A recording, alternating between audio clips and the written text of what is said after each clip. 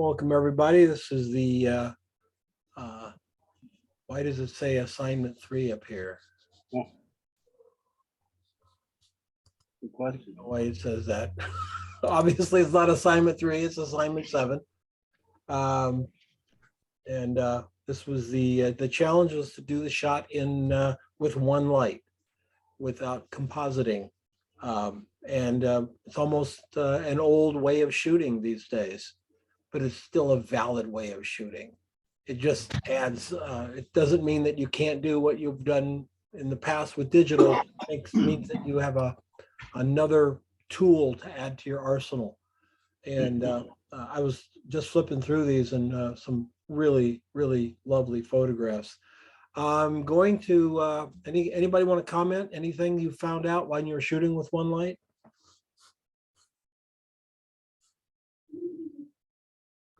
No?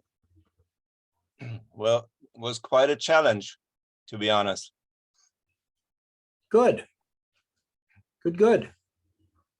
Did you think you met the challenge and moved on?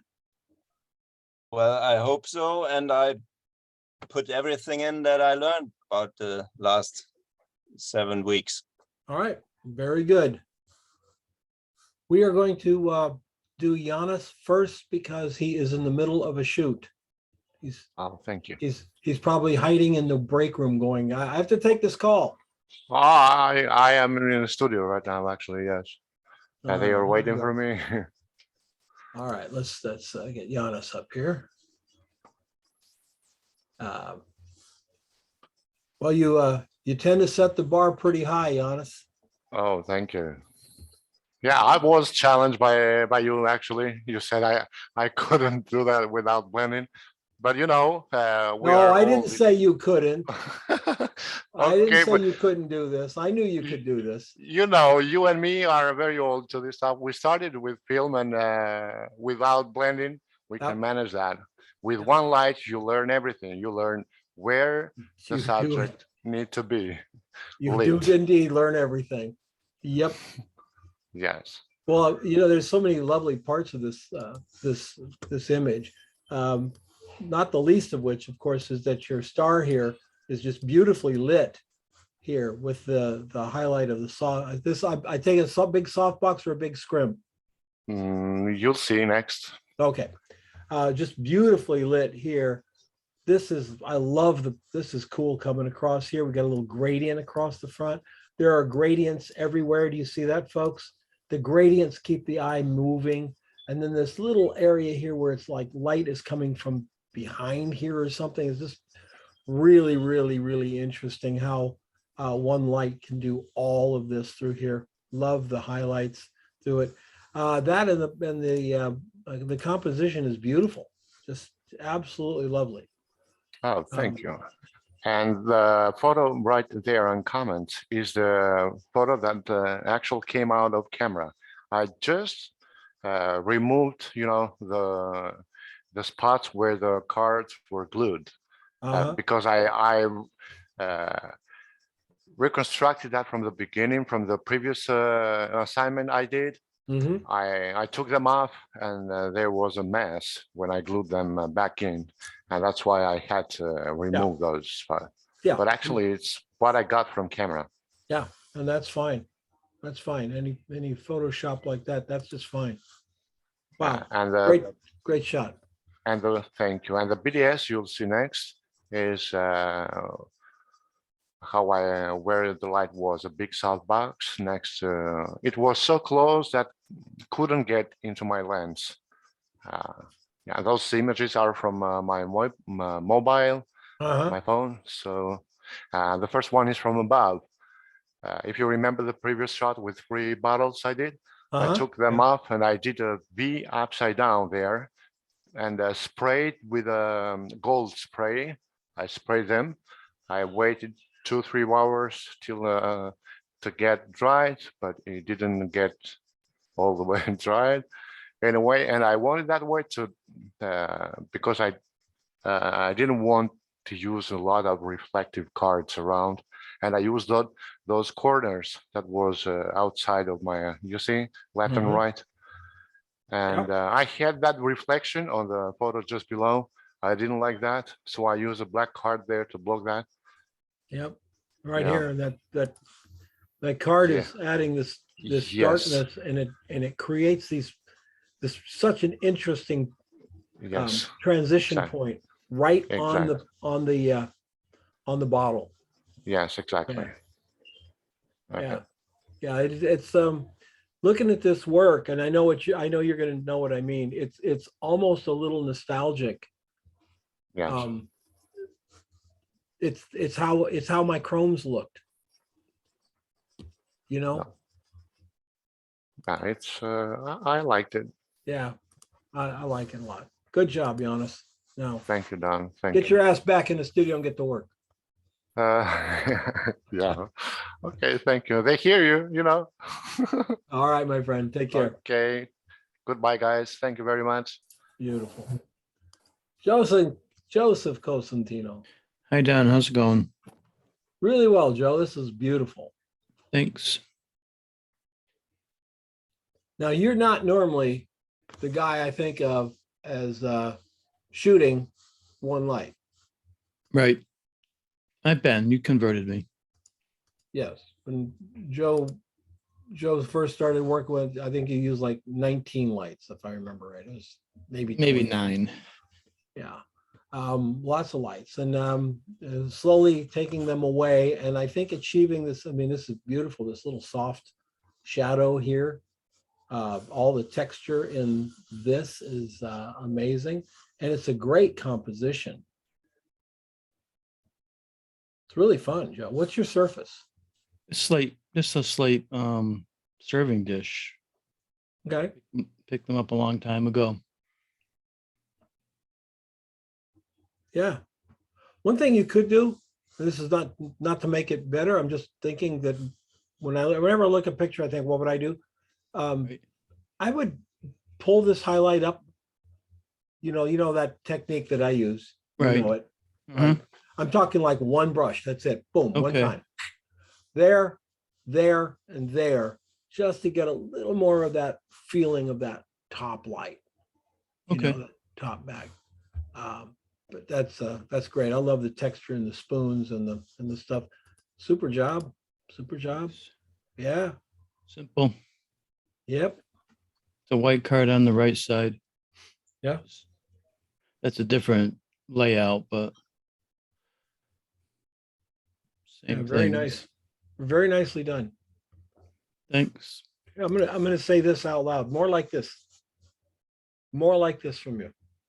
Okay. All right. Got it. Yeah. Excellent. Mark Shaw. Hi, Hey. Don. Hi, Mark. This is cool. First of all, I got to ask, where'd the vignette come from? Is that post, or is that, are you It's in messing with- Lightroom. in Lightroom? Okay. Yep, just straight Lightroom. In fact, the only thing I did in Photoshop was I used your dodge and burn technique you were just talking about with Yanis. Right. That was it. Everything else is Lightroom. Plus, I even used the analog effects tool in Lightroom. Okay. Boy, it really does look filmic, doesn't it? You had so many of those examples of the old masters when you had the intro for this assignment, and I thought, I think I can do this. Yes, I can, and especially with one light. Yeah.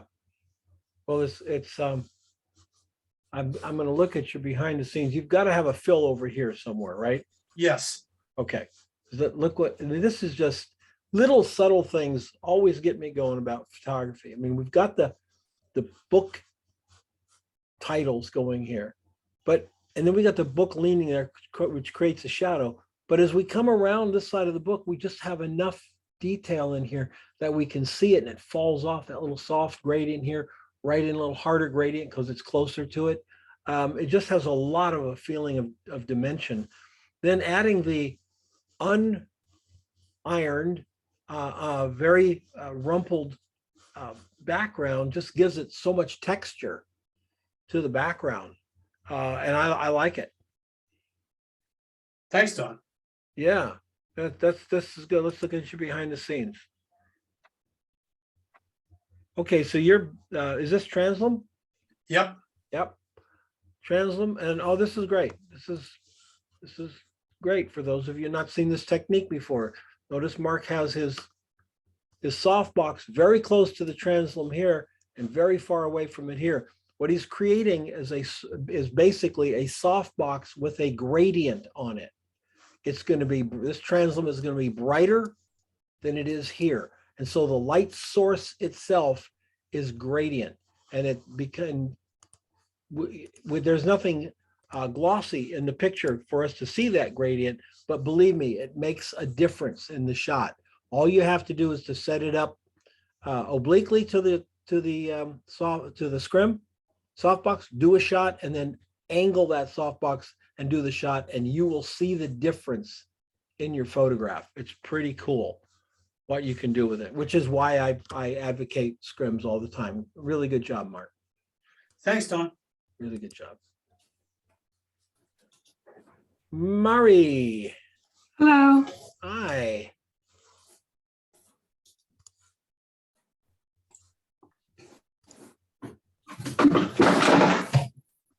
Oh, that was the other shot I took. Yeah, I like this one better. I know, I liked it better too. And I thought the other one would, well, I'd like to take more shots that are a little bit more complex. And I have a hard time with it. So I thought I'd submit that one instead, get feedback on it. What the challenge with this one is your tonality, right? Uh-huh. The tonality of all these things are so close. I mean, we can't even hardly see the difference there. Yeah. So for something like this, what you're going to have to do is find out where that reflectivity is in this.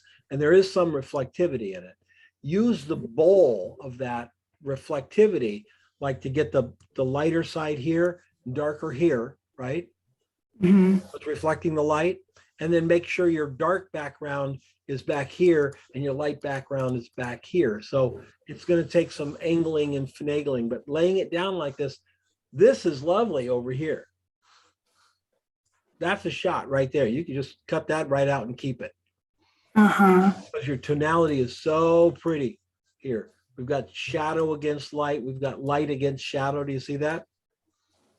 All the way down, we see all the texture in this and the board and everything. But the ladle falls flat. It doesn't feel dimensional at all. So how would I change the light? Well, I don't think I think that you can't shoot the ladle laying down like this. It's not gonna, Got it. Okay. You're gonna have to pick it up and bring it in from up here or something, but laying it down essentially away from the light is not working. Yeah. Got it. Okay. Thank you. Right. Now this one, hold on. Well, there's your light source and really tight. Nice. Yeah. Nice. You got a black card here?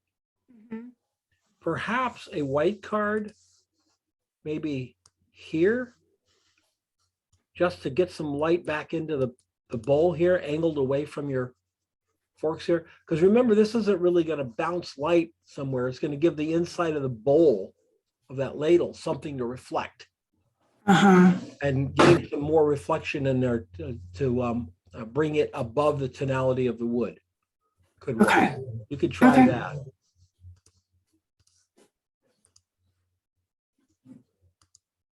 But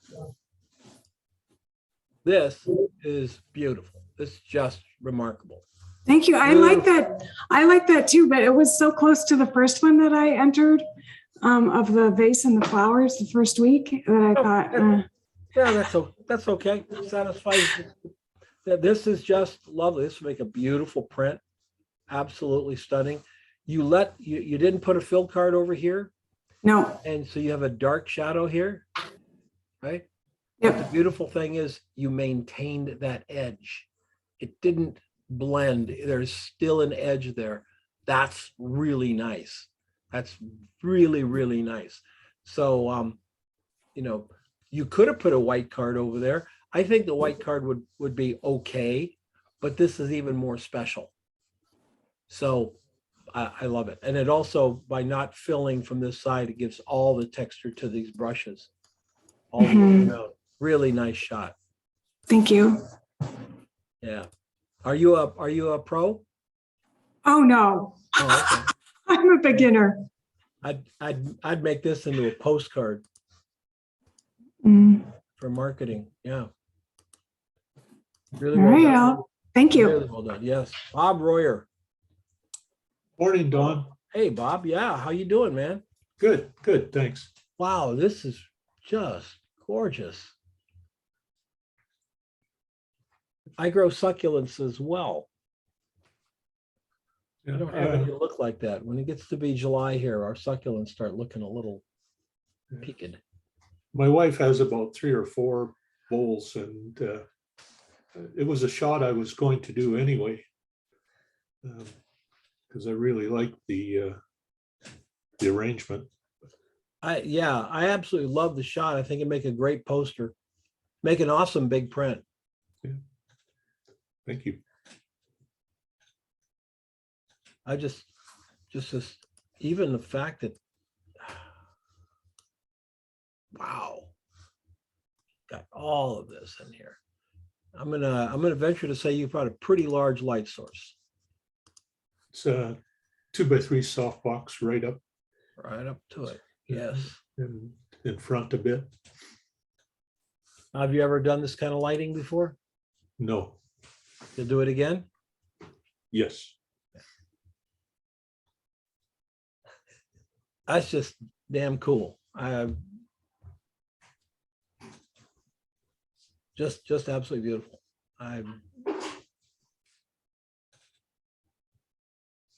Wow, good for you, man. That's a great shot.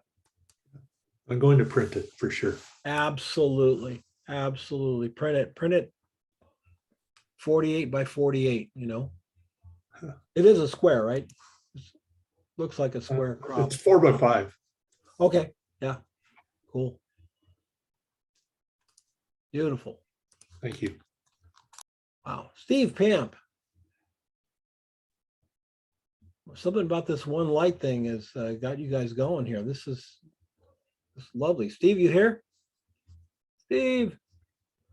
All right. Well, I love that one big reflection in the it's the only place we really see the reflection of the light source itself is in the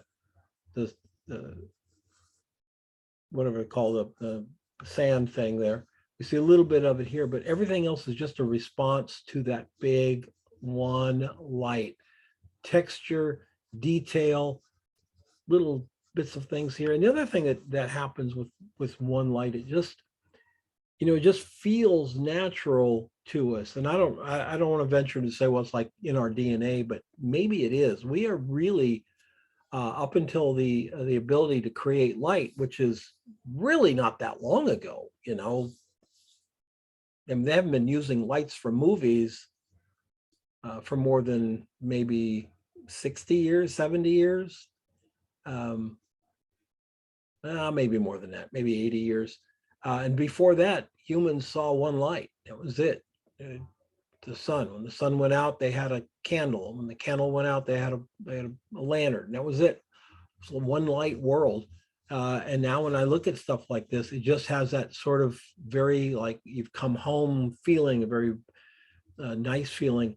I have said, and this is me, not other photographers, me, every time you add a light source, you remove reality by one shade. Every time you add a light source, you get one step away from reality.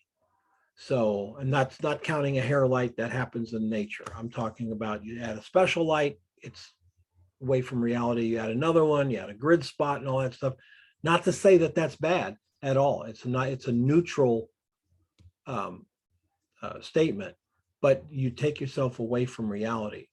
And this is just really, really nice feeling. That's a large light source. Really, really nice. Mark. Good morning, Don. Hey, Mark. Wow, another good shot, man. It's fun to go back to one light source after working with multiple lights. It I is, took the it suggestion- is, isn't it?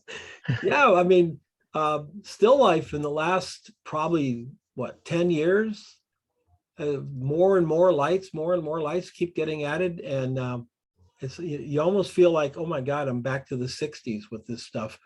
But maybe when we do it and we look at and results like this, we kind of go, that still works.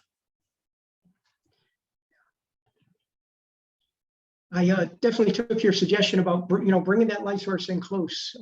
It definitely gives a different look, and it helps with the fall off of the light when that light is closer to the subject. Yeah. I appreciate your help with that. You know, people will argue and say, well, you could do this and you could use put it in Lightroom and just pull a shader up, from the bottom and darken it. And you can, I just don't think it looks the same. I don't think it looks bad. I just don't think it looks the same as there's a quality to the light. I mean, this light is literally, your light is so close. Look at the fall off. Here to here, that's like 2 stops across what is this, about an 18-inch box? Yeah, probably even less. I'd say about maybe 16, 14 inches. Yeah. Yeah. So we know when we go and look at the light source that it is literally right on top of the box. Yeah. Now you say you haven't done this in a while. You'll be doing it again? Oh, absolutely. See, Absolutely. I'm on a quest to bring it back. This is my sneaky way of proliferating out into the world the idea of a one light, because you're all going to do it again, and people go, oh, I'll try that. Look what Batista's doing. Where are you working, Bart? Let's see. I'm actually a painter and a fine art photographer. So specialize mostly in portrait and still life work. And where is that? In Connecticut. Okay. Yeah, you start getting this workout, right? Your photography. I went and looked at your website. Just lovely website. Thank you. Really great work. But you start getting your work out there, and people will respond to it. I will guarantee you this. Any of you pros, you start doing this, look again, it will respond. Need I remind you that the #1 song in America yet again this week is a song released by Kate Bush in 1985. Just about the time we were all shooting with one big box. I have no idea if that correlates at all. I just thought that. Really nice, Mark. Just a lovely photograph. Thank you. Absolutely great. I appreciate your help, Don, and definitely be purchasing some of your books. I went online and see that you have some books offered. Excited to dive in. And they're old. I think they're like growing about 10 years old at this point. So thank you very much. Appreciate it. Arnold. Where is Arnold? Hello, Don. Hi, Arnold. How are you? Good. Yeah. So when one light was the assignment, this is what I came up with. Yeah, this is good, basically straight out of the camera. I can give you my raw file, and it looks exactly like this. So because I have been shooting lately with a single light, so this was no brainer for me. Yeah, it looks really good. Thanks. To achieve this, I knew I had to both light the front and backlight the fragrance. So the only solution for me was to elevate it, have a clear plexiglass, and then a white plexiglass below it, several inches below. And I had to strategically place the light so that it hits the front of the fragrance. And also when it hits the plexiglass, I get a backlight. So that was probably the trickiest thing to do here. Well, it's a fun shot to look at because, I don't know if I mentioned it very often, but photographs have layers to them. Right. We have foreground, midground, background. And you have a background that's really interesting. You have a mid-ground, which is really interesting, and you have a foreground that's really interesting. And Okay. so there's no way for this picture to fail, you know? Right. It's gonna work because you layered three interesting things, both dark, which surround the brighter lit bottle. And it's Right. just a solid composition, as well as even after the artistic work that you did here with your layers and your light and everything, after all that's said and done, it's a hell of a great commercial product photograph. Okay. You show this to art directors and stuff, they're going to be interested because you've done something different. Right. We are a society that is flooded with crap on white. Right. Yeah. And, Well, I didn't want to do that. Yeah. no, and so it can be exciting to see stuff that's shot a little bit different. This is super well done. Yeah. If you can, yeah, you can see there that I had a lot of black cards on it. Mhm. And the scrim is angled. So, and also on the scrim, I had black tissue underneath. So I would have the black vignette naturally. And then I had a foil on top so that the branding would be lit by itself. Mhm. Because we were not, we were not allowed to use any Mhm. blending. So I had to find the foil properly placed up there so that it would reflect down on the branding itself without altering any of the highlights. So where are you working? What do you mean? Your studio. Where are you located? In New York City. Okay, and you're shooting professionally, right?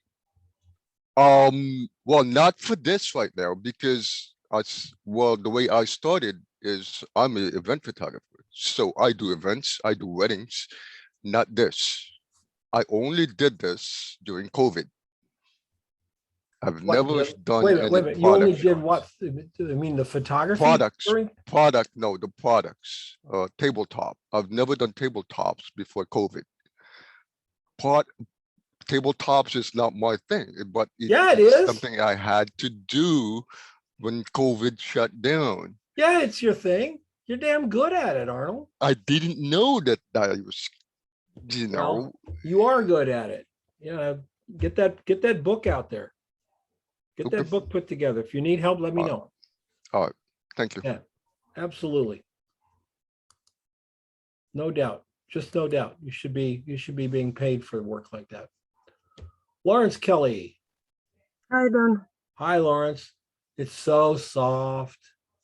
It's so Mm. pretty. The color, the very soft background through here. It's just, this looks like actually it looks like a painting,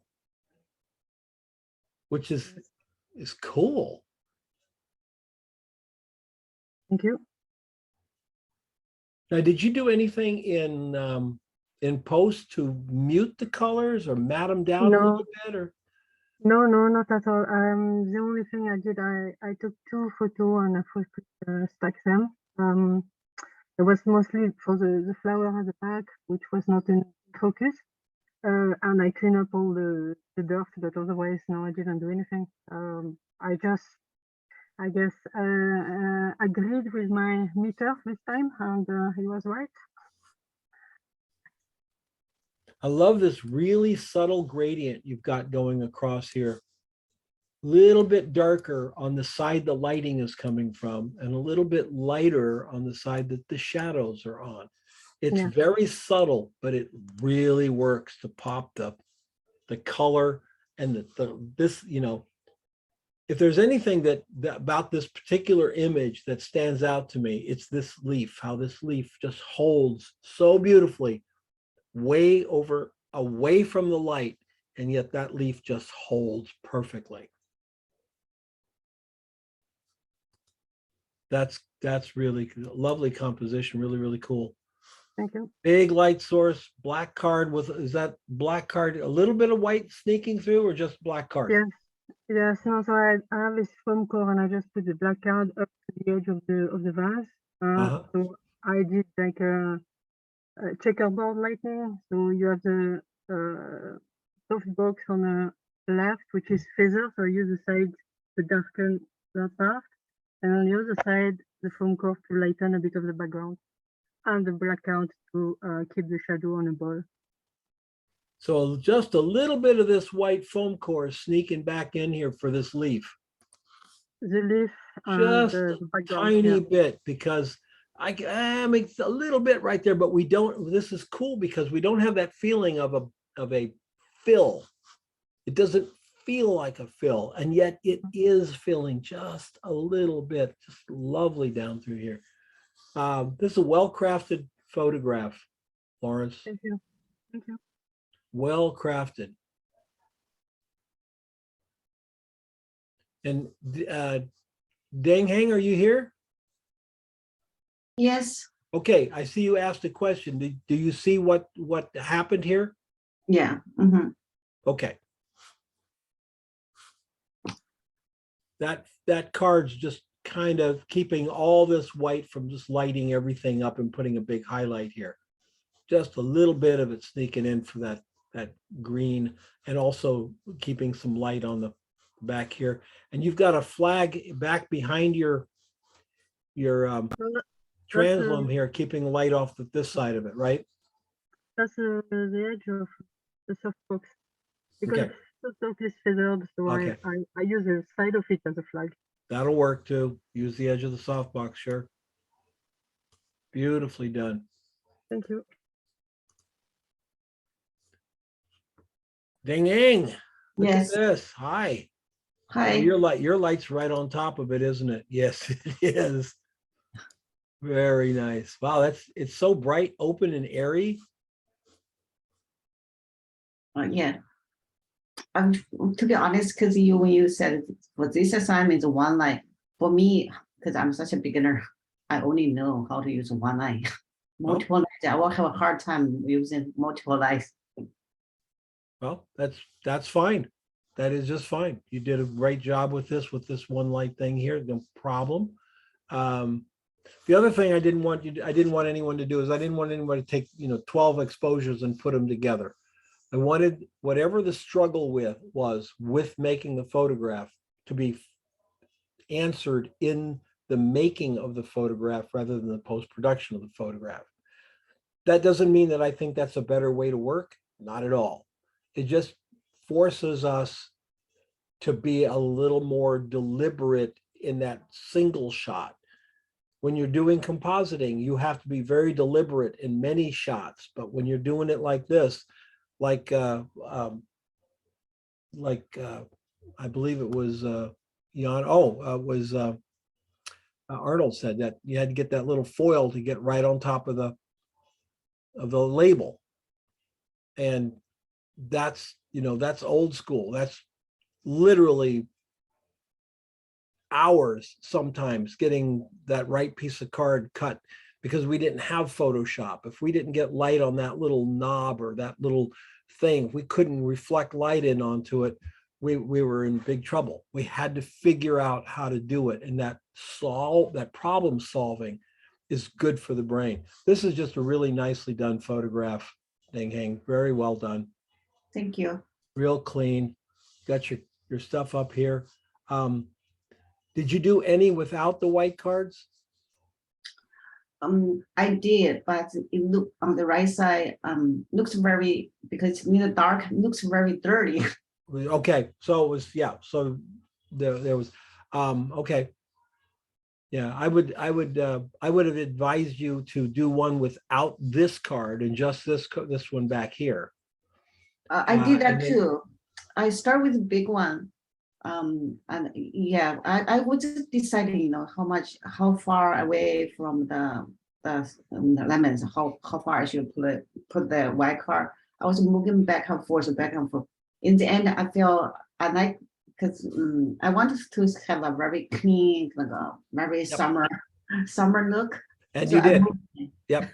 If you add more shadow in here by taking those white cards out, it becomes more moody. This is Oh, very okay. open and airy, Mhm, and well done. Thank you. Good job. I have a question.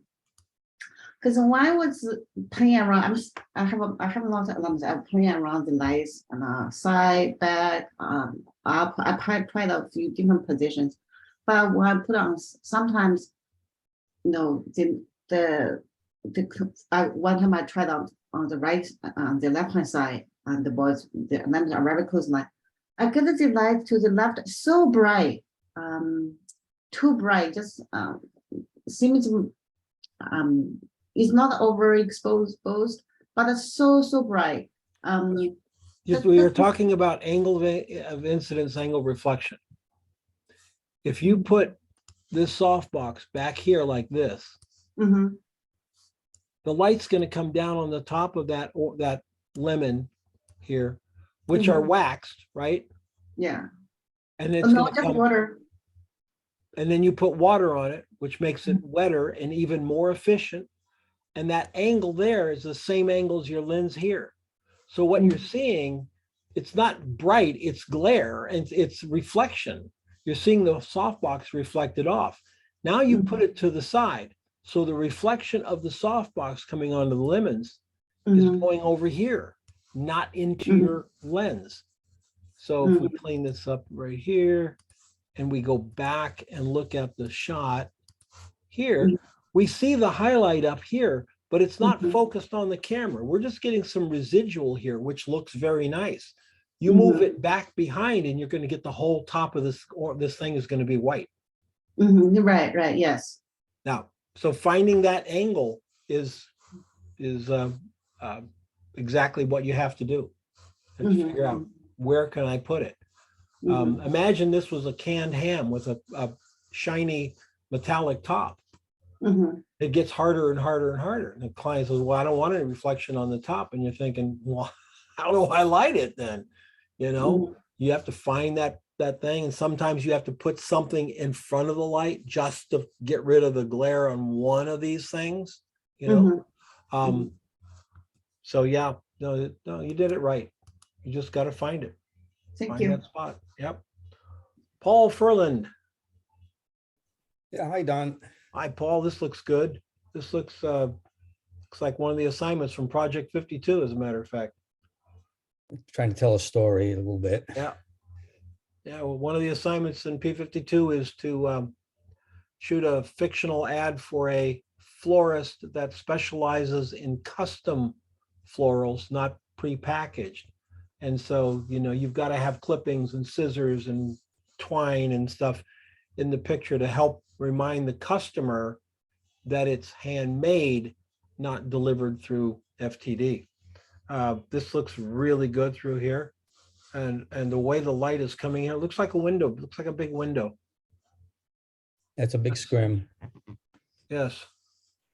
What is this? Yeah, that wasn't there on mine, but I can see it now. It's a black card I had to put to hide, but for some reason, it's really showing up now. I can see it Yeah. clear as day, but. And I don't disparage it at all. And it's distracting. I saw that and I thought I took care of it, but I guess I didn't. Did you have any fill? Oh, well, we can Yes, look there's a fill behind the card scene. on the right, or Okay. a reflector, I should say. And Okay, so you're flying, that's a big scrim. And you're back far enough, you're probably lighting the most of the scrim here. yeah, it spread out pretty good. I mean, I tried it in different positions. I had it pretty far back. How But to get soft that, it is. I had to get that power way up to get that f-stop so high or so low. Yeah, that's good composition too. From a commercial sense, it's a great composition. I can put text down here. I can put text up here. I could build quite an ad out of that thing and have it really present to the customer as being very real. This picture would stop you if you're looking through things. It'll stop you. And that's what you wanted to do. Well done, Paul. Thanks, Don. And I appreciate the course too. It's Well been done. great. Thank you very much. I'm glad you were part of it. And there'll be things, before I do the next one, there'll still be things on Facebook. So watch for that. There'll be some flash assignments and reviews. So Good. we'll keep it lively, keep it fun. Will this page and the albums be available still, or are they going to go away? No, they will stay there. Okay, good. The- Great. You'll want to bookmark that home page though. Thank Yep. you for bringing out, you want to bookmark that home page because that home page may disappear from my workshops page. But Yep. the pages remain. It's just getting to that home page. And we can certainly post that up on Facebook too in a document. So if you lose it, you can go to the document and get that home page. But everything with the videos and everything remains. Thank you. Yep. All right, Larry Davidson. Larry, are you here? Oh, wow, Larry, this is stunning, man. Wow. God, I wish you were here to tell us what you did here. One big light on top, back top, and just focus stacked it. And what a shot.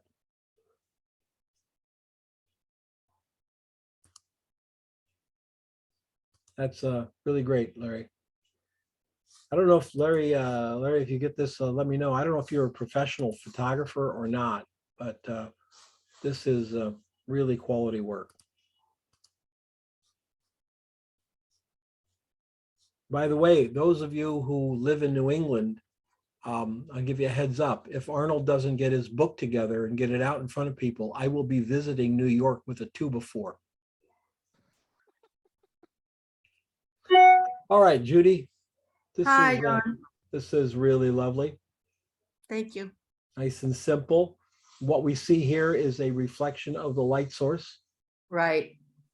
And what I'm not gonna go look at it. What did you do to make it look cloudy like that?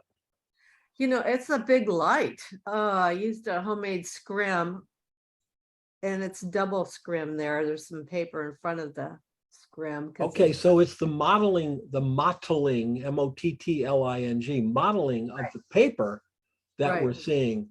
That's really cool. Right. Oh, I really yeah. didn't do much in post. I just did some basic stuff in post and it was pretty gray looking. So all I did was bring down the blacks and that was it. It's not a vignette that I made through the vignette tool. So I just brought the blacks down a little bit. That's really, really very cool. And you know, one single light is doing what one light does beautifully, gives us the highlight. Putting it on the plex gives us the negative. What this is here is a reflection of the unlit part of the shell. Right. That is a compositional element here. And then to have this cloudy kind of thing is very cool. Thank you. Yeah, I shot that so many different ways. I backlit it. I lit it from the top. I lit it from the side. I used black velvet. I used, so this is the shot behind the scenes with the black velvet. And then I did a whole series with the plexiglass. And I like the plexiglass better because of the shadow, or not shadow, but reflection of the dark side. Yeah, well, very good use of the paper to get that modeled look. I don't think you were expecting that. No, I actually used the paper because the white part of the shell was just a little bit too bright. But so that's why I added the extra paper, and that's brought the white part down the way I wanted it. And you know, I liked it. So I do too. I like it a lot. Good job. thank you. Super job. Andreas. Hello, how are you? Hi. Hi, I'm really good. This is so clever, sir. Thank you very much. May I ask you, just give me a couple of seconds, because first of all, I want to thank you for those terrific, those wonderful 7 assignments. And welcome. I just was a little surprised because it said on your homepage that it would be 8 weeks. So I just mixed up the counting a little bit, I guess.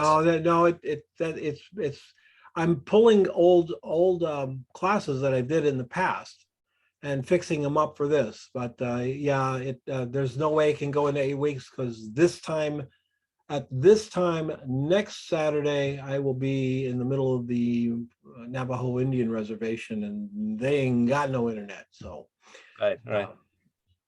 so Well, anyway, thank you very much for yeah, everything that you taught us. sure. I love doing it. This is just beautiful. This little highlight on these hooks and stuff up here. This is great, and great reflection on the knife as well. So you've got to have something up here giving us this, right? All right. Yes. Wow.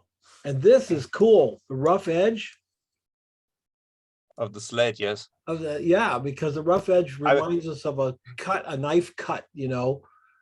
Funny thing. Sorry to interrupt you, Don. But funny thing, I built this up and I shot it, and I was sort of content with everything. And then I saw, then I checked the first the pictures on a big screen, because it's not very good to see it on a little screen of the camera. And I was thinking, oh, just a moment, there was something with the horizon. Don said something about the horizon. And then I rebuilt it completely to bring down the horizon. Very good. Very good. I was about to compliment you on the place of the horizon, putting that knife out into the space there. It's really good. Thank you. Yeah. Yeah, that's cool. Let's see how you did this.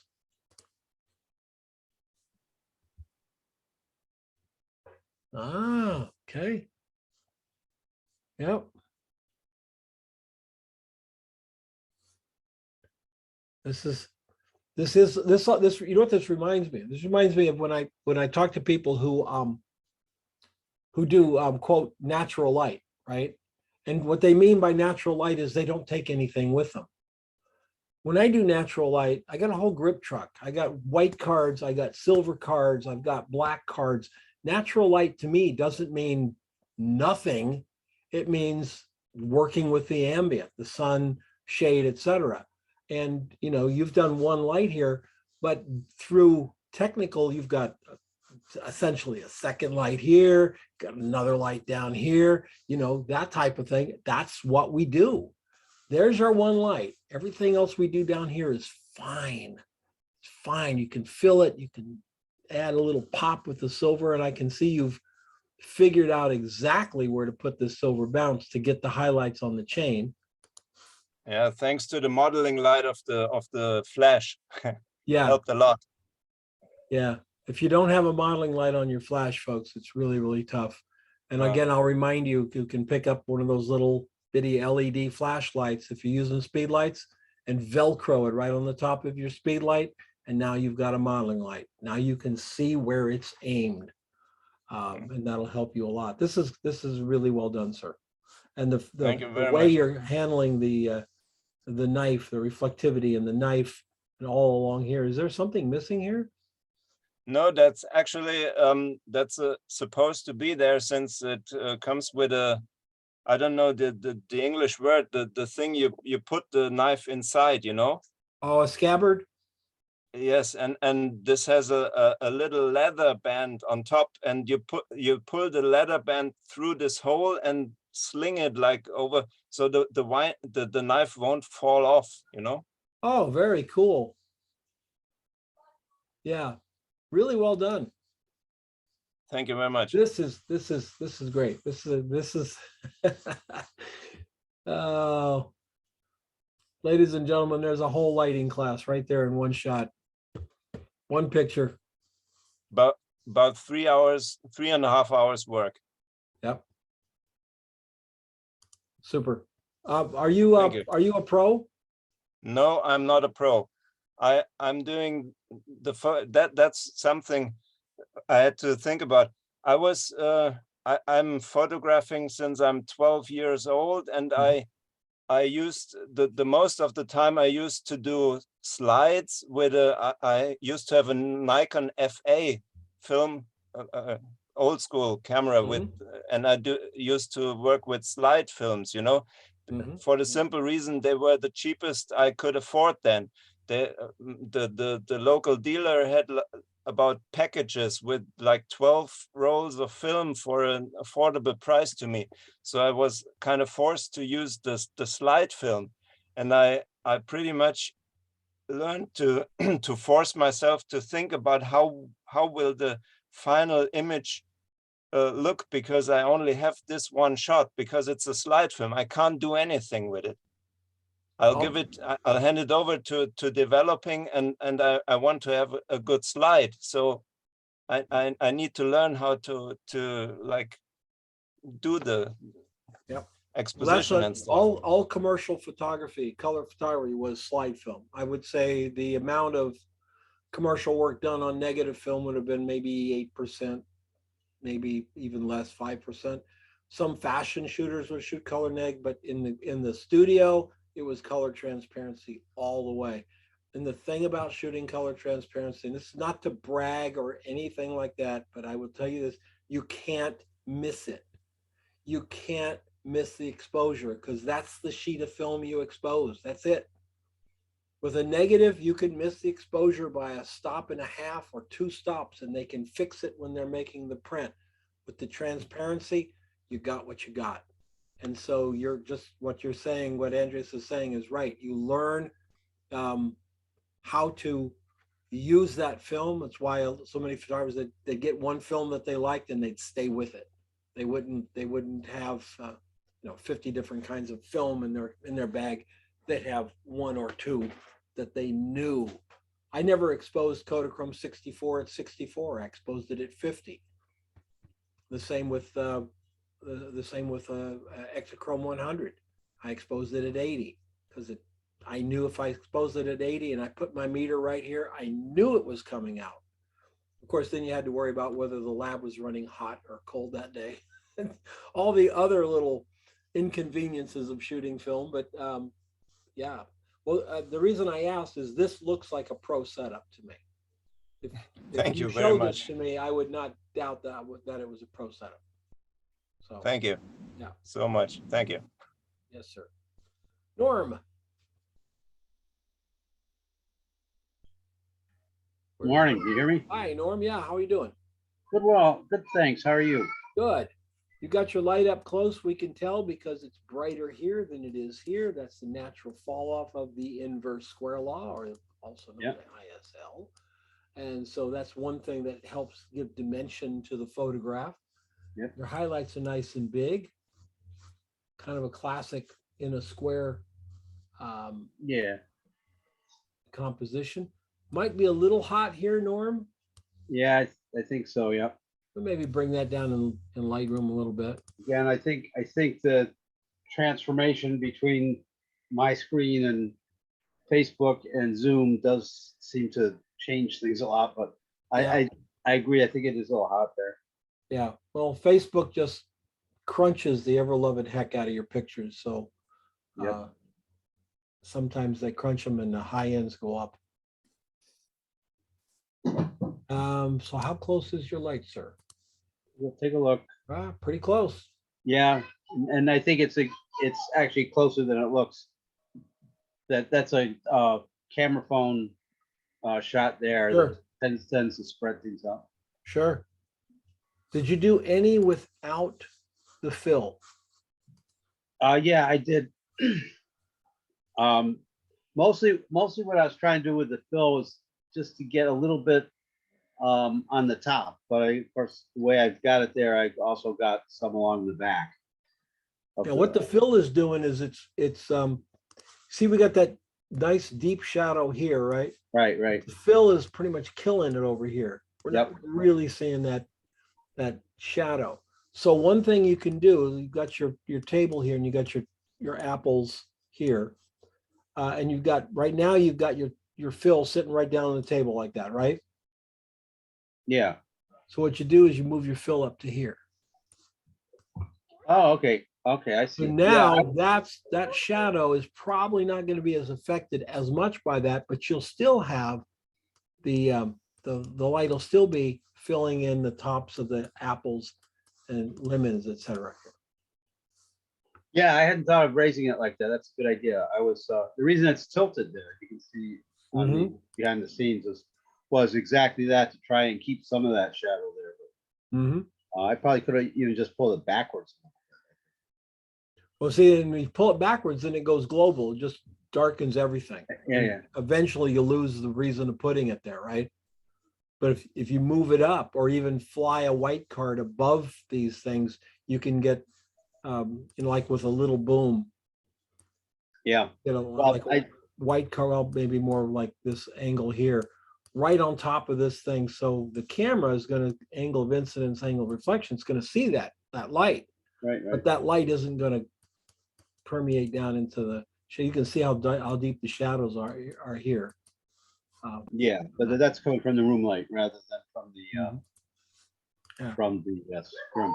But actually, I took a lot of shots of this, moving stuff around and tweaking it. That's what these exercises are about for me, is just experimenting and all that. But I didn't take it behind the scenes for every single one, so this may not no problem. Exactly what I had for the shot that I posted. But, it's a Very general good. idea. Yeah. Very good. Thank you. Nicely done. Thanks. And Lee. Yes, sir. Hi, Lee. Oh, look at that. How you doing? Lee's been playing with her per-wheeler book. Yes, I was.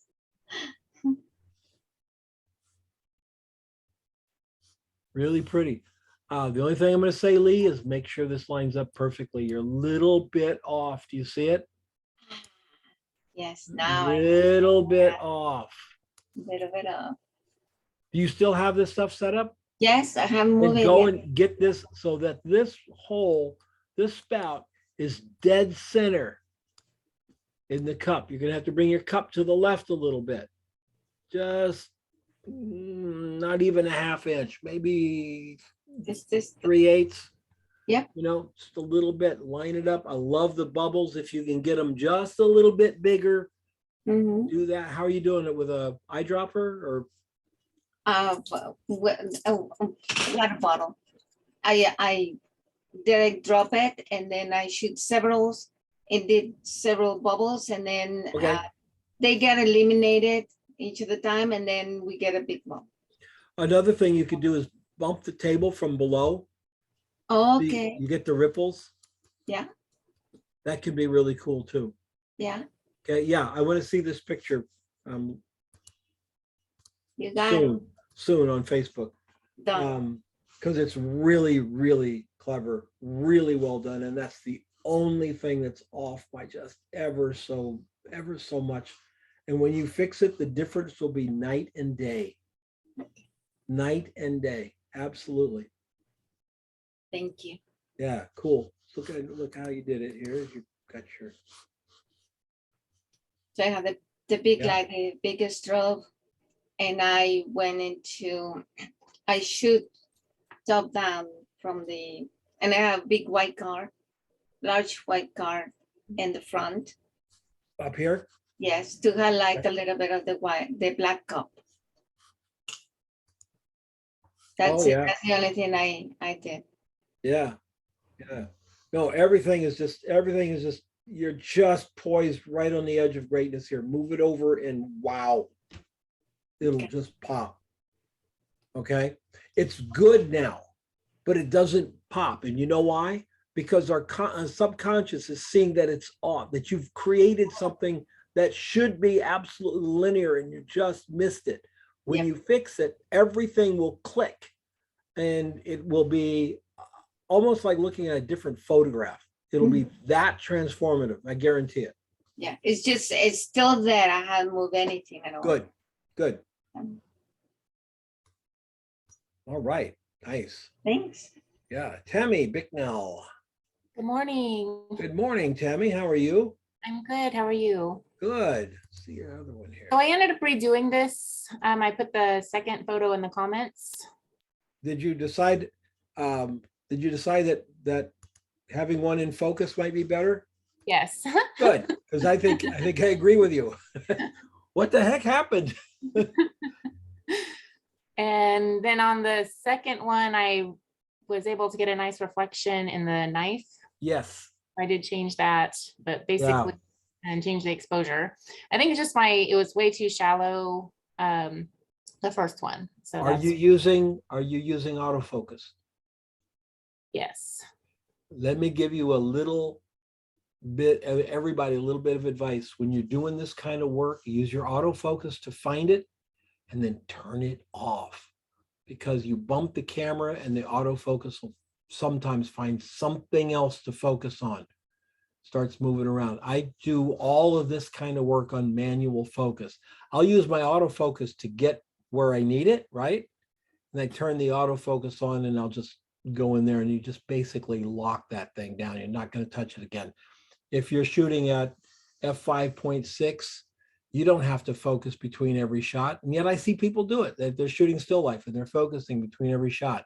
What moved? Unless you're shooting like snails or something and they're moving around, nothing moved. It's going to stay the same. And if you're shooting at f11, you're going to have enough depth of field. Anyway, so if we go back to that other one, question is anything sharp in this one? Did anything? I think the focus was on the green tomato. I'm pretty sure that's where I focused. You may be right. This is you're doing way wide open here, right? Yes. I mean, it was like, I think I put it in there, it was like,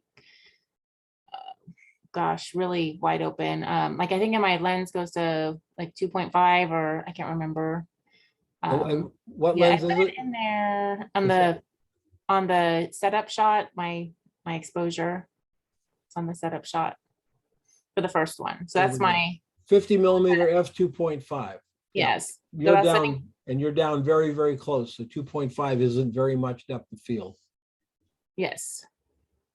So I redid it this morning and I had a sunny morning. So I think it was a little bit better. And then, I just adjusted my exposure so that I can get close down the aperture to get a little bit more capabilities.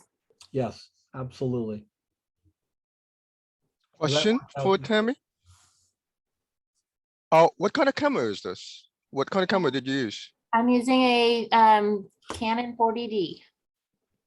Oh, okay. So it's a DSLR. Okay. Yes. And it's a cropped sensor. Right. So the crop sensor is going to make that 50 into a 75.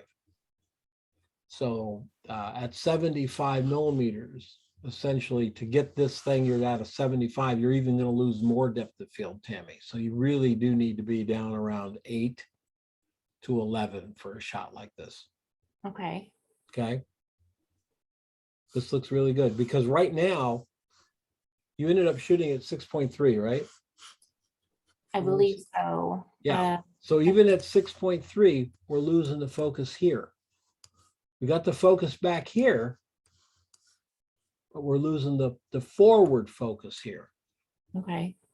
The way your depth of field works is if you focus on, let's say you've got 3 knots of wood here, knots on the wood. And you've got your depth of field that goes this way, goes this way. 1/3 closer, 2/3 behind the point of focus. So to get this knot in focus here, you're going to have to get a lot more in focus way over there. You see what I'm saying? Yeah. Or find a different place to focus on. So if you wanted to say, well, I wanted to stay at let's say this is, then you're going to have to what's called forward focus. You're going to have to focus on something like this, knowing that your 1/3 is going to pick it up here and your 2/3 is going to come back and grab that one there. So sometimes focus on your camera isn't on the quote subject you think it should be on. It might be a little forward or a little behind it because of how this works. Okay. Okay. And so what's happened here, you focused, obviously, I think you focused on the wood. Or maybe on the tomato. On the tomato again. Okay. Because, you know, this going out of focus up here, which it should, but it's the top of this thing here does not look like it's in focus to me. And so I'm wondering if you focused on that, if the Instead. background would still come in, and I would almost bet you that it would. Okay. Okay. All right. Yeah, check that. But again, I would recommend everybody get familiar with your manual focus. It may be what can get you through these things. Good job, Tammy. Thank you. Yeah, Rob Reed. Hey, I'm here. Hey, Rob, what's going on with this now? I took it. This is the hue and saturation are pushed up to change the colors a bit, which is not what I planned on doing originally, but I liked it better than the one with the more natural or more true color. Okay. That flower petals were actually, in real life, they're actually orange. And it just looked dull to me. So I wanted to play with my editing a little bit and see what I could do.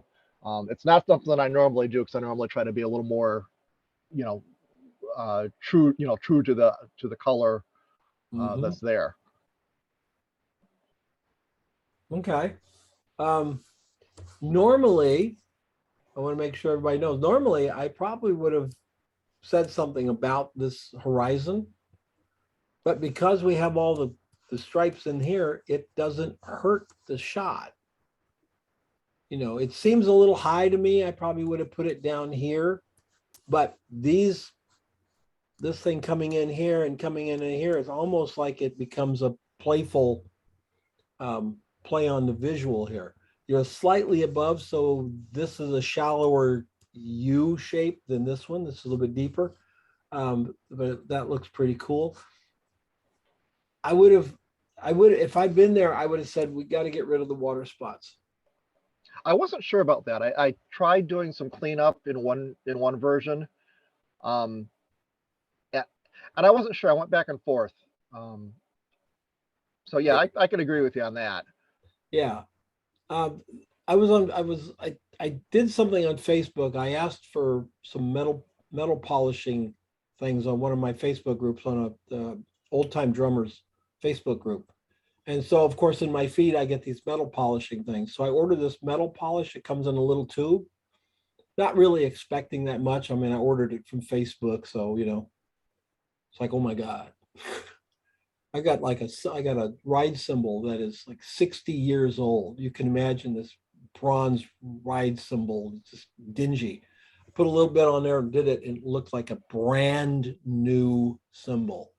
So I will be cleaning my cymbals here in the next month, because I've got so many of them, and getting them all bright and shiny. Then my wife will like my drum set better, because she goes, your cymbals look old.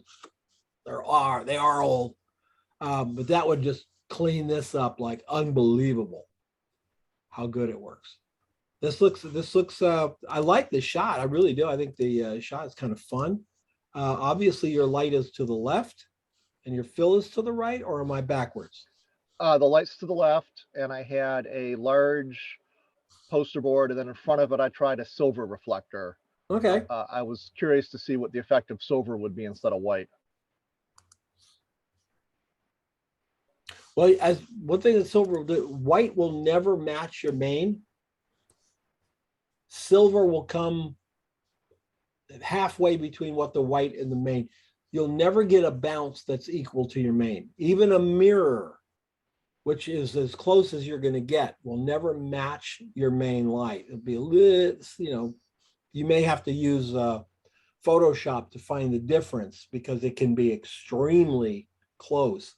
But the silver does add a pop that white doesn't. Here's your white here. There's your silver there. So that's cool. Would you just have used one or the other, or would you have used both? No, I think this is cool.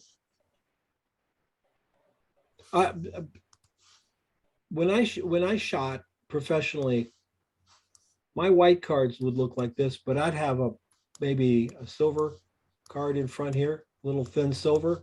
There might be two little thin black ones over here. I was really controlling this on this side, wanted it to look the way I wanted it to look. And you just basically change up, because remember, this is reflection of what it sees, right? And so if you had a big S here in black, you'd see the S right there. It'd be there. If it was on your silver, you cut out a felt S and put it on there, you're going to see the S here, because this is a reflection of that silver. If it's your depth of field isn't enough to make it sharp, that's okay. It'll still be soft. You'll still see it. It's a reflection of what it sees. Where this, you would never see it up there because this isn't efficient. It doesn't show you exact reflections. That would be lost on that, but it would definitely be on the part that reflected like that. Cool. Very good. Very good. Thank you. Derek. Hello, hello. Hi. Made an edit. Yeah, there you go. I disagree. Really? I don't like that one at all. Huh. And I'll tell you why. It's too blue. All right. The apple doesn't look appetizing. Where this one looks great. Oh, well, all right. That was my 1:30 at night eyeballs, and I got up this morning and thought, I wonder if that's a little warm. So no, I think for a shot of apples on wood, I think the warmth is okay. I really think that the blue, I mean, it's a little more contrasty with the blue, pops just a little bit more, but overall the shot, the apple with the blue doesn't enhance the apple. You could take these two and blend them together, bring the warmth back out of the apples. You know what I'm saying? You could possibly do that. But I don't think you missed it with this one. Cool. All right. Overthinking. Yeah, I like the old rustic setting here.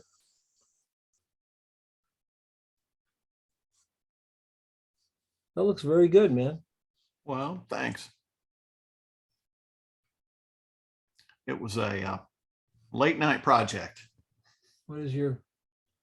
All right.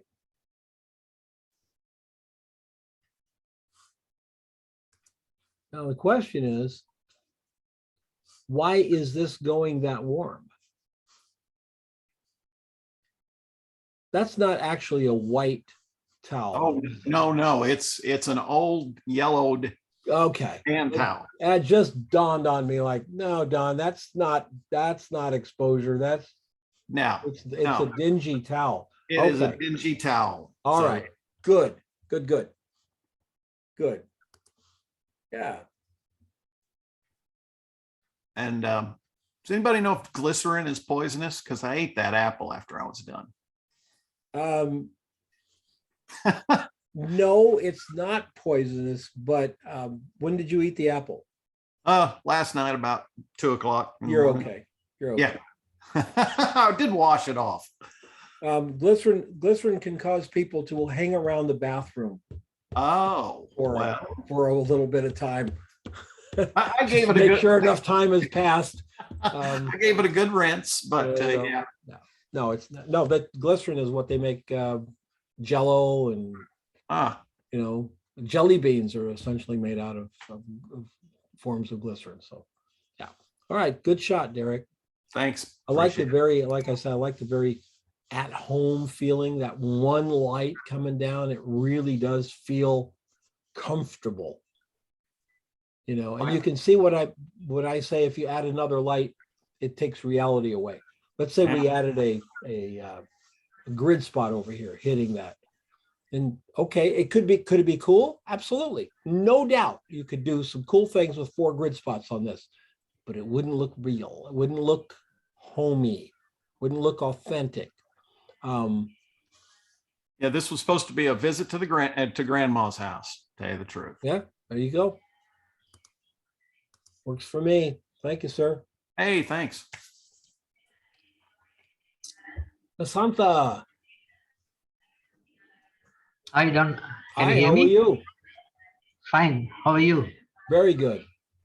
Look at this clever use of paper here. This is so cool. I got just a suggestion. Finish this off over here in Photoshop. So we don't have that blue triangle. Okay. Does that make sense? Yes. Yeah, I think it'd be perfect. You could probably grab something from up here and just blend it right in there. The knife blade, the sheath here, all this detail. That's the kind of thing that one light does so well, just so well.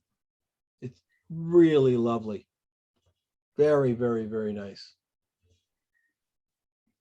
Thanks, Don.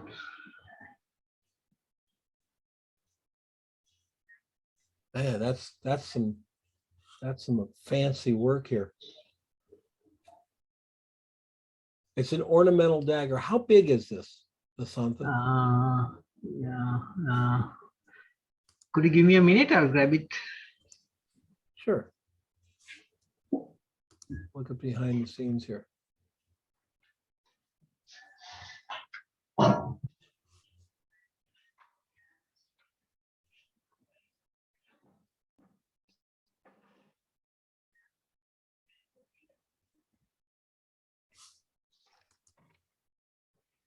Hello. Yes. Yeah, it's about just over a foot, Don. About a foot long. Oh, so it's fairly Yeah, large. yeah. Wow. Very, very, very nice. Thank you. Thank you for the suggestion. Extending the Yeah, I think if surface paper. Yeah. because when we extend it out, it's not going to look like it's a piece of paper. It's going to Okay. look like a design. That's what I'm thinking in my head. That right now, Thanks, yeah. it's like a magician. We're seeing the part of the magic, and we don't want to see the magic. We want to just be exposed to the magic. So do that. I think that's really cool. You're behind the scenes. You got a big scrim down right over the top of it, and looks like a strip box back here. Yes. Yeah. It's a it's a square softbox, 20 inches. Oh, okay. It's square, but it's sure giving a nice highlight on these things. That's just beautiful. Yeah, one question, Don, if you. Sure. Yeah, the paper, the surface paper, it has some texture. Is that okay, or should is that acceptable? Absolutely. There's no rule on that at all. If you like it, it's good. Absolutely. In fact, if you took the texture away, it may not look real. Okay. You know, and that's going to be the tricky part down here, is finding what I always do is I take the tool, the lasso, where you touch a point and then you can pull it and touch another point. I'll take this here. Yes. I'll do this cut, and then I'll take this and move that triangle to somewhere out here, grab it, say copy, move, or Command J, move it to a new layer, and then slide it down and see if it, because it should fit right in here. Like I say, you might have to blend here a little bit, but blending is not as hard as, trying to rebuild it. I think that would work really well. Thanks. You bet. How fun. And we got Carmen. Where's Carmen? Carmen's probably sleeping. Said she won't be there for the review. Oh, she said, yep, yeah. she says she won't be there. Yep. Yeah, it's pretty early in the morning for Carmen. This is both of them are really nice, Carmen. This is really, really outstanding. The ribbon is so carefully done down here. Look at this coming off. I love how it goes off the slate, Carmen, and using the slate background on the the cloth background, really cool. It's a beautiful composition. It's a beautiful photograph made out of almost nothing. I think they're just okra blossoms, I believe. Some type of blossom. There's not a whole lot to the subject matter except color, texture, and design, which are the things that we look for as photographers that sort of always gets us going. That's really, really nice, Carmen. And her natural light, one giant big natural light. I see the X on here. That means she did not use the reflector. Okay. Go back. Yep. So let's just go nice and dark through here. Classic photograph, Carmen. Beautifully done. Patricia. Hi, Don. Hi, Patricia. What is your background? It's like mounting board. Because your light is coming in and giving us that beautiful texture throughout. I mean, you didn't do that in Photoshop, right? That's not a layer. No, the only thing I did do a tiny vignette in Photoshop at the end because I do it automatically and I forgot that we weren't supposed to do stuff in Photoshop. But... No, you can do anything in Photoshop. I didn't want you to composite in Photoshop. Yeah. But Everything else was fine. I did a tiny vignette on the outside, but I didn't catch all of that on the right-hand side because that was there naturally. Yeah, that's really on the light. Your colors are really, really beautiful through here. Everything is beautiful. You've got a little fill over here somewhere. We'll look at you behind the scenes. And this is a big softbox you're using? No, I have only a flash and a small softbox, but I have a big I don't know what you call it, diffuser thingy. Yep, yeah. Scrim. Yeah. Okay, scrim. And your light's coming through the scrim here. Yeah, but there's a tiny, one of those there's a small softbox behind that. There's the flashlight and the tiny that you'd bring out portable kind of softbox on that, and then the big white thing in front of that again. Yep. Because I don't have a lot of big soft boxes and stuff like that. Those little soft boxes are great for using with scrims. They're great for Yeah. using with scrims. They just take that harshness off the direct light that hits the back of the scrim and then make it just a little bit softer. So they essentially double diffuse it. Yeah, that's kind of what I was doing. Yeah. Yeah, that works out great. That turned out so pretty. And our eyes are drawn to these petals, the light on the petals all the way through here. As these petals come over, the fill card lighting them up, lighting up the edges of the green here so nicely, letting that work out, letting this be bright. And we have a natural gradient from dark here to lighter there that goes through. And when we have just great light all the way through. Yeah, Nicely done, okay. Patricia. Oh, thanks. I've been trying to work on slightly more complex still lifes rather than just plonking a few things down and lighting them, which I'm not too bad at, but trying to get more things so it looks more like a still life than an object, if you know what I mean. You remind me here of something that I should tell everybody. If you're shooting grapes, now these are individual grapes, right? Well, there were bunches and individual ones. Yeah. Okay, so you have a little grapevine in there? There's a few stalks in there, but I got rid of them. you cannot show the vine when you're doing grapes. So if you're doing a little stack of grapes here next to a wine bottle, we don't want to see any of the grape, whatever, the little stems and that runner. Even if you have to pull a grape off and stick it in there, you'll never see those little limbs and things going into the grapes. We don't want to see it. It's too detailed. It's too distracting. And you did it beautifully here. You hit it all. I'd actually seen one of your review things on, I don't know, one of the YouTube ones where you were talking about grapes, and I said, okay, we can do that. Wow, So- that's the first time. I put those things out there and I always wonder if anybody's like watching them. I mean, I wonder if anybody's getting something from it. So Yeah, no, I guess you just answered that question. Yeah, no, it was very helpful because you don't think of these things because they're just there, but they do look untidy when you leave them there in a photograph. So yeah. And the reason I know that, by the way, is that I once had to reshoot a wine shot because I didn't know it. All right. Yeah, and I was very helpful to got those. I find those the things on YouTube, in the archives and stuff like that, very helpful. Oh, good. I'm glad you enjoyed them. Thank you. Okay, thank you. Christina. Hi, Don. Hi, Christina. How are you? I'm well. How are you? Good. I really like the way this stands out against the background here.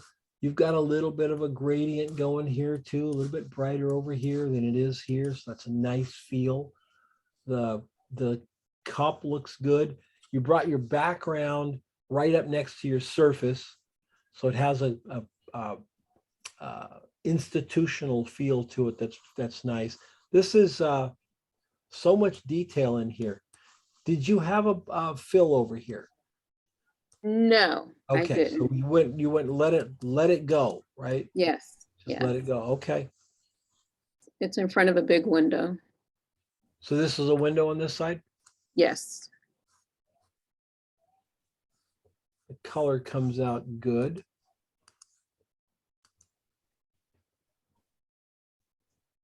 And it's straight. All right, let's see what we got in the behind the scenes. Okay. All right, so you blocked it off here. Well, that's the wall. Okay. So the way the sun comes in the morning, you see it comes straight across the front of that tabletop. Got So it just here. So pulling you're- it back. Yeah, I pulled it back a little bit so it wasn't directly in the light. Yeah, cool. We call that feathering. Mm-hmm. This is the feather area right in here. Wow, yeah. That works nice. What did you do in post? Did you pull the color down? Did you do I anything? did. Well, you know what? As I'm listening to people, what I walked away with last week was we were not supposed to touch anything in Photoshop. So I worked all week to figure out something I could do without any Photoshop. So that's straight out of the camera. Okay, all right. No, all I meant was no compositing. Right. Well, now I know that. Anything that you could normally have done with regular straight photography, burning and dodging and all that stuff is fine, but that's all right. Well, now I'll This do is- something to the yellow. So, I was gonna say, I'd pop that yellow up. yeah. Yeah. Yeah. Because the yellow against the blue is going to be amazing. You've got sunlight coming in and it's not a cloudy day, right? It's a sunny day. Correct. Yes. Right. So that But it's ambient morning around light. that is just going to be a little bit of blue. Mm-hmm. So I have a question. And I've got answers. So this was not my first idea. I was working on more of a tabletop thing. I have this swan vase. It's in the comments section on our post on Facebook. But I had started with the swan because I didn't realize there's something called swan pie that used to be very popular in the 1600s. So I was working on this whole table thing. But then I realized everything towards the front of the table looked like it was falling down. And no matter where I put the lens, I could not get it to look like it was straight up. Do I have to shoot up to keep things from looking like they're going to fall off? No, let's see. How far are we from the end here, folks? We'll go and look at that, all right? Let me Okay. see how far we are from the end. I think we're pretty close to the end. Come on, Facebook. Reload. Posted it late. It might not be showing up on yours yet. Okay, so we're here. So we've Mhm. got 1, 2, 3, 4, 5 to go. Let's do Yeah, those, Christina, and then we'll Okay. pop over and find it in thing, take a look at it. Okay, thank you. Yeah, You bet. thanks. Here. And Jan. Hello. Hi, looks like old masters kind of thing going here. Even the background, what is this? Looks like a old slate board? No, it's a vinyl background. Ah.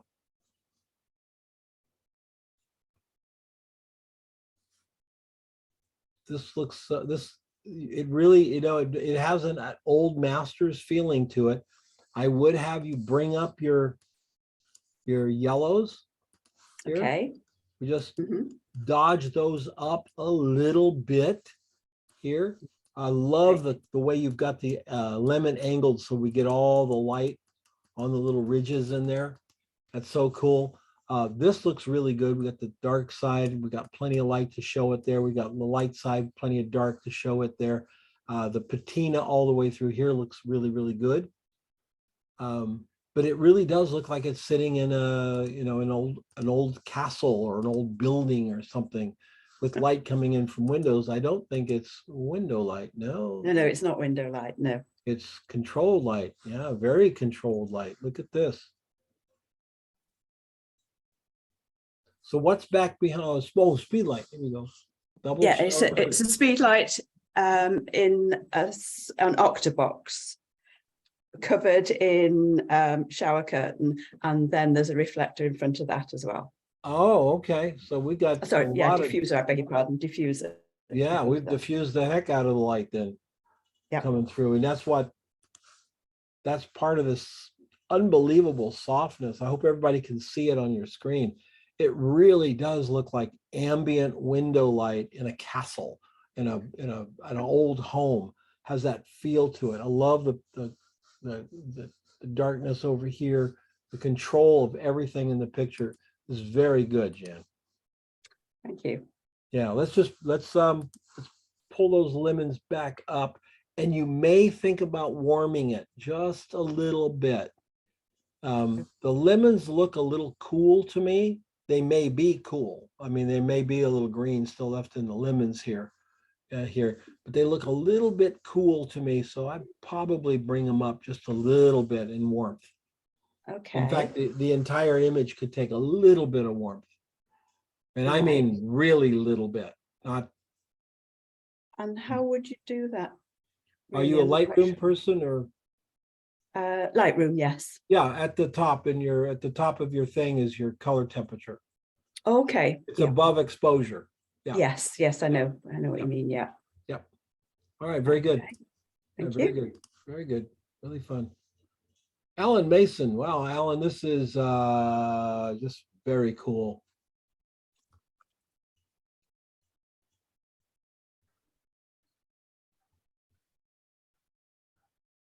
Tell us about the light. What are you doing here? Actually, I've got 1 or 2 questions to ask about it, but in any case, there's a softbox coming off from the right. Okay. Got a black background, got a white fill, and that's it. And you've tilted your softbox forward to keep the light of the softbox off the back. Yes.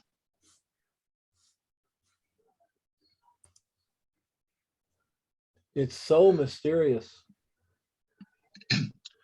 My question is I need to know how to light the table so that I can see the bottom of the vase. I didn't know how to do that, and then as you were talking just now, I noticed that in Paul's BTS, he had a reflector going through a scrim instead of the softbox. And I just wondered if that wouldn't, and he had that very big scrim, and I just wondered if that wouldn't cast more light onto the table. You're talking about the black plexi? Yeah. You can put as much light on it as you want. You're never going to see it because it's a shiny surface. You have to give the plexi something to reflect. Oh, right, okay. So I'm saying, it's like it's so glossy that unless you can reflect it back into your camera lens, you're not going to see it. There's no way. So in order to see this, you'd have to put a light up here somewhere that your camera angle would see. So it'd have to be, you know, back up here, maybe just above the board here, shining down on the, on that. Yeah, because you can side light it as you can put as much light on the side as you want. You can overexpose it by 4 stops. You're still not going to see it because it's going to that is reflecting the negative space up here. Sure. Okay. Well, thank you. Sure. I think it's dark and moody. I think you did that on purpose. Yes. The only thing I would do is I think I would bring this up. Come on. Oh, I hate it when I grab it. I would bring this up just a little bit. These are the brightest areas in your picture. And they need to remain there. But this looks like it needs just a little bit of comeuppance, okay? Right here. Everything else is just on the right, or on the whole dandelion, or just on the right where the light is coming from? Maybe I'd bring the whole dandelion up, but maybe I'd add another little swash to that side, just to again, not to see it, but to feel it, just a little bit. This would this would require, if you're using the dodging technique I use, which is a new layer and painting and I can't do Photoshop in my head for some reason. But the method that I use, it might just take one pop, one thing. And you've seen me do it, right? You've seen me do it here. We're creating a layer. Yes, I have. Yeah, that's what. So I'd probably just take the dodge tool and put the opacity up a bit, or take it right down, but not too far down, and then just give it a few touches. Take the opacity down to 10 or 15%. That's about all, and maybe even just one or 2 passes maximum. Sure. We don't want to see it, we just want to feel it. Yeah. Very nice. Very nice. Okay. Good right. shot. Then just finally before we go, I just want to thank you for the last 7 weeks. It's really been great. I've learned a lot. And I also want to thank Giannis for meeting with me offline, offline from the class, because I've learned a lot from him as well. So thank you, Giannis. Yeah, we have one thing about the groups that I run. We I don't know if you guys noticed, we don't have any trolls in the group. We don't have any know-it-alls. We don't have any why don't let me Google it for you kind of stuff. I don't know if it's me or whatever, but we just don't have that kind of people. I never have. I've been doing this for 15 years. I never have. I never attracted that kind of smart aleck. So Giannis is one of the good guys, for sure. It's a pleasant experience, I must say. Very. Yes, for sure. Asha. Hey, Don. Hi, how are you? Good. How are you? Good. Before we get into what's really good here, I wish you hadn't gotten that so close there. Everything else is here, and that just looks wrong there. Okay, I have that. I can put that in. Okay, good. I cropped that out, yeah. Yeah. Generally the rule is if we crop one thing out, we got to crop something else out. You cannot have one thing other than maybe a spoon coming up or something like that. But one of the stars can't be cropped out. Great highlight in the coffee here. This feeling of backlight is really nice, and it's just one big light. And look how much depth and dimension that we're getting here. This is great. I don't have a BTS, but it's just natural light coming from a window, and I've put a scrim in front of that. Beautiful. No fill on this side. I don't see anything reflecting I did a slight fill, I mean, but it was another scrim actually. It was not a white card or anything. So Okay. it's a diffuser that I put in front. Okay, yeah, I'm not seeing it anywhere, so it's very It's very light, yes. very light. 5.6, 50 millimeter. Very good. Thank you. Look at the texture in the cookie, isn't that pretty? And this is just gorgeous how it wraps around. It's nice, open and airy, very, very solid. What's it sitting on, Asha? On a tablecloth. So even the texture in the tablecloth is beautifully defined by the light. Nice. Thank you. Thank Nice. you. Yeah, very nice. Jerry. Hi, Don. Hi, Jerry. That's a propped photograph there. Yeah, I've tried something like this before, and I can never quite get the composition right. I took some stuff out this time as well, and I'm still not fully happy with this one either, I guess. Sometimes the more things you get in there, sometimes they can be tricky, and you got to live with it for a little bit. You know, take your time shooting it to get it just right. There's two ways of doing tabletop, folks, that I've found, and there are people who put everything in the mix and pull things out, and there are people who start with one thing and add things in. Whichever way you are, if it works for you, that's great. Whichever way you are, try the other way just to see what you think about it. Okay. I'm a put everything in the middle and pull things out person, but I can certainly understand why people put one thing in and then just add a little bit and see how it builds to it. What is your light source? So I've got a softbox to the left with a scrim in front of it. Oh, it's basically a shower curtain. It's just such nice light. Look at this. The light on the teacup, on the books here, on this is so nice. We get that little gradient down in here. The cactus, all of this shows up beautifully well. It's really pretty light. Let's go see behind the scenes. Oh yeah, big light. Now, did you build is that PVC pipe? No, it's actually, that's a timber stand, actually. Oh, okay. With the paint tin. That's nice, man. That just that big light. Wow. What do you think? You think what's your thoughts on the composition? Well, that's your subject. Got your leading lines here, leading lines here, leading lines here, leading line back there. No doubt that's your subject. This gets a little confusing up here, and this tangent bothers me. I would either move the bread and butter, and by the way, you're cropped here and you're cropped here, so you could certainly crop out the front of this fork. Okay, yeah. I would move one of these forward and the other one back, so we didn't have this tangent here. Gotcha. All of this back here works fine. That's just going to be up. This is all just aesthetic.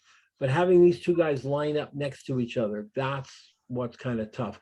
I don't know if you're doing that because they're standing next to each other and it represents them. But compositionally, it just gets a little confusing right here. Okay. Yep. Does that make sense? That makes sense. Yeah. Okay.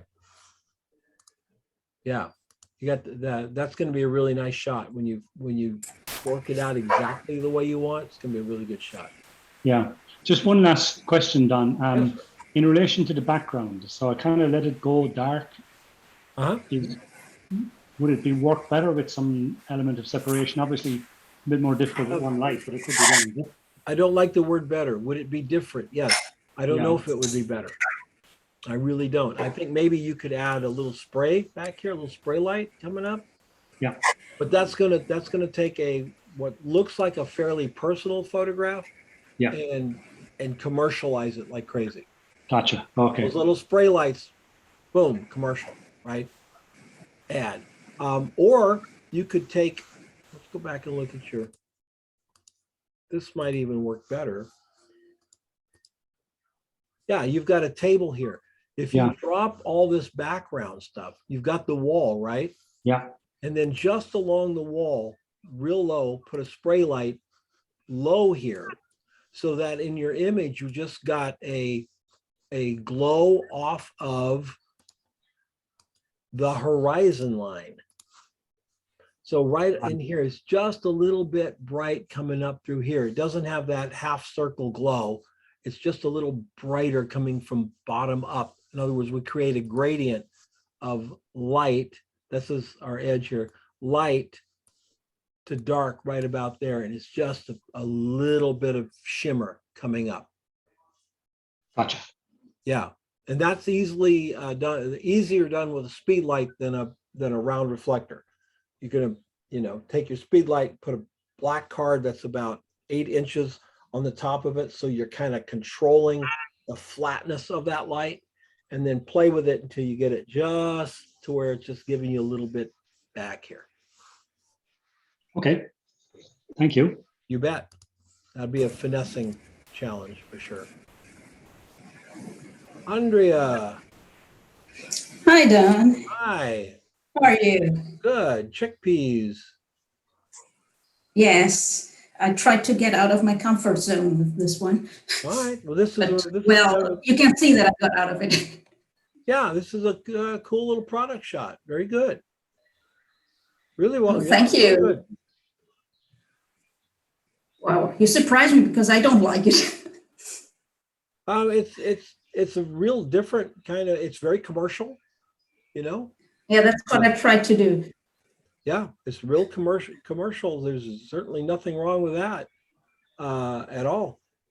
If you're looking to do commercial work, this is not a bad shot. It's interesting. I love the way the beans are reflected back in the silver here. It's interesting. It's different.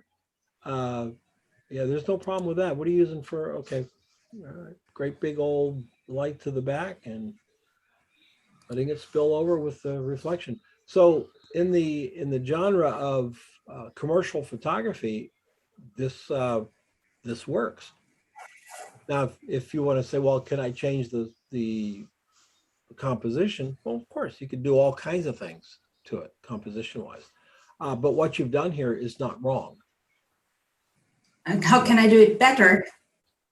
That better is a hard word. Better is a hard word. I don't know that you can do it better, because there's nothing wrong with this one on first glance from a commercial standpoint. If this was in a shopping flyer and it said, blah blah blah blah blah, and down here it said 50% off, works perfect. Okay. Yeah. Okay. I mean, you could stack them. You could take all the beans out and float a can. I mean, there's 100,000 ways you can do it different. Better is a hard thing because it's the usage that matters in commercial. So if this works for the usage, you're good. Did you shoot it this cropped? No, not Okay. not exactly. Yeah. No, about No. a few centimeters more. Yeah. So what happens with well, there's a few things. So you've got that is right next to the edge, and this we see it, right? You could Yeah. turn this one so we didn't see this stuff. Yes. That I you could tried. do. That was good over here. This one's you They can just didn't turn- stay in place.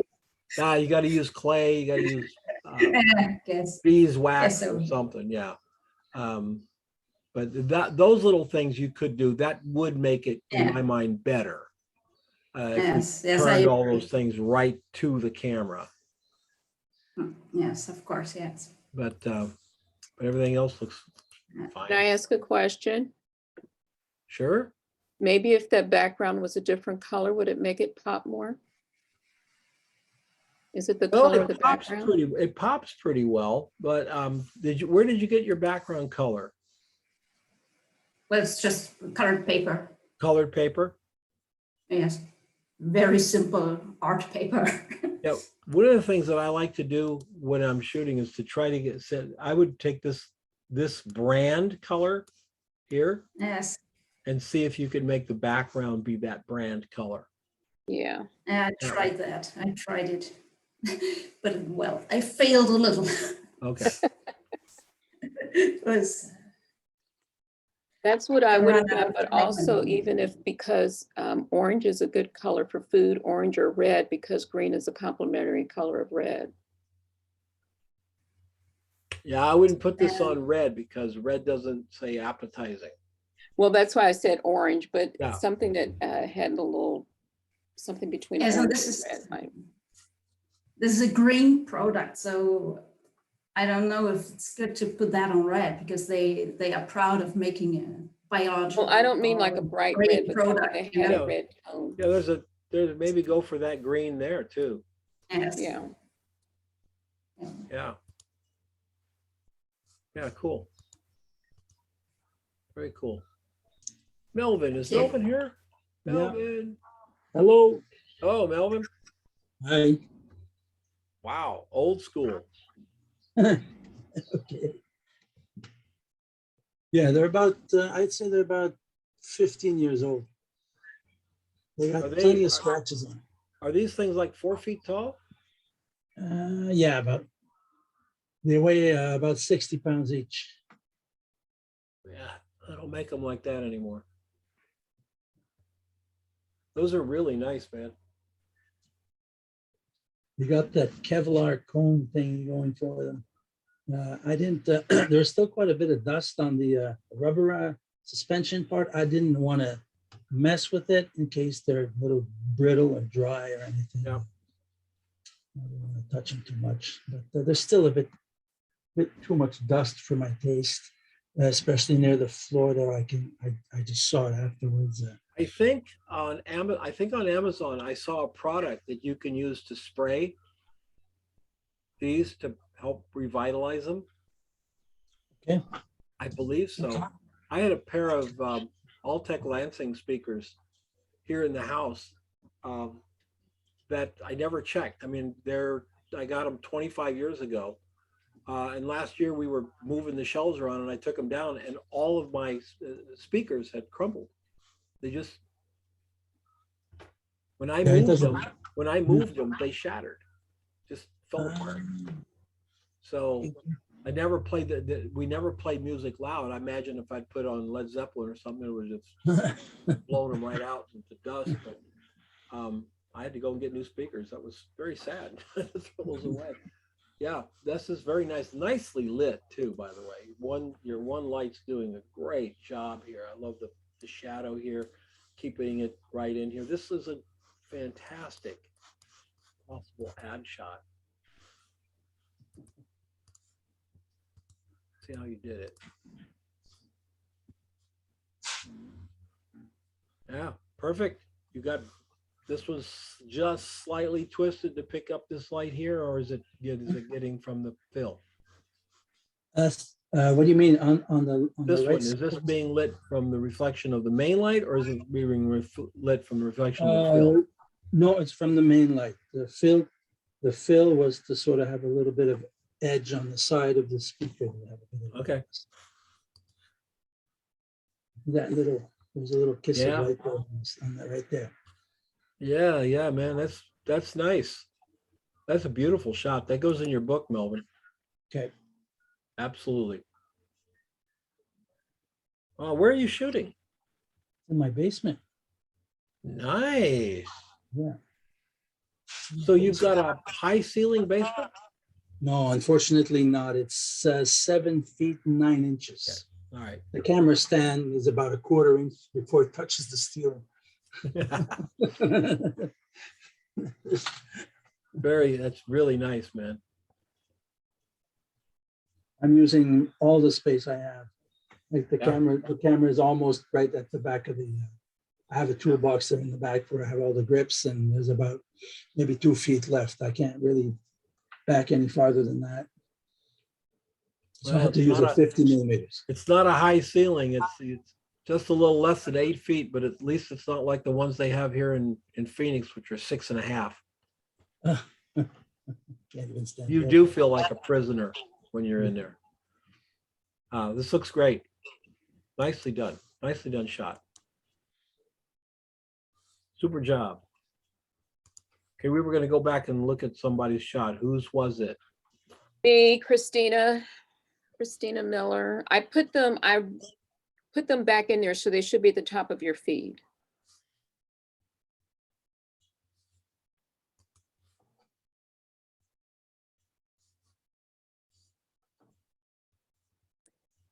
In comments. Did I need to post them there? No, they're in sorry. comments? Yes. Okay, that's fine. We'll go there.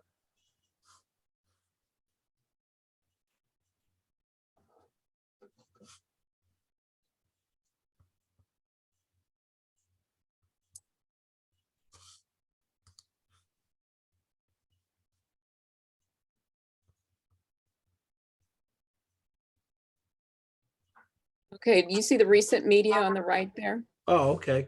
Here. Both of those, and neither one of them were finished. I just got exasperated with the tilt. You see how the green lid tilts to the right and forward? What lens are you using? A 50? No, I'm using my, it's upstairs. It's like a 81 something. I'd have to go get it. I'm gonna run and get it really quick. Okay.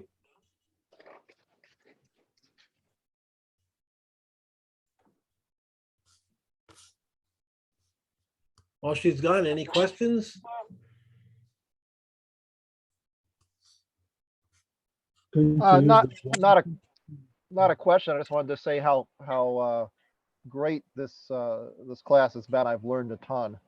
I'm planning on going and reshooting several of them. Probably starting with the watch one first, and then no, the lipstick one first, the cosmetics, and then I was going to redo the watch and the perfume bottle and try some of the compositing techniques. Wonderful. I love that. Okay, it's my 2470. I was thinking I had the other camera out, but it's the 24/7. And you're shooting at like 35. Yes, about. That's wide angle distortion. Okay. So if you want to get this shot without distortion, put it on 70 and let your feet zoom. Okay. So 70 would be the best thing to shoot this at, 70 or 85. If you had a 80 to 200, you could go to 85. But to get this distortion pulling at the edge, this is wide angle. So you got to pull back to a more normal lens, or 50 or a 60, and even better back at 85. Or 70 would be the best you could do on that lens. Okay. All right. Thank you. You're very welcome. All right, folks. Thanks you so much for indulging me in doing this class, and I had a blast. I had one person had to drop out of Project 52, so we still have one opening left. And if you're interested and if you have any questions, let me know, send me an email. But we just have one spot left. We start the 10th of August. So this has been a lot of fun. And like I say, stick around the Facebook page, because there'll be more of this. More little things, little one-offs, but they'll be there, and there'll be a lot of fun to be involved with. Everyone have a great summer, rest of your summer. I'll see you on the Facebook page, and thank you so much. Take care. Thank you, Don. Thanks, Don. Bye, everyone. Thanks, Don. Thank you so much, Don. Thank you.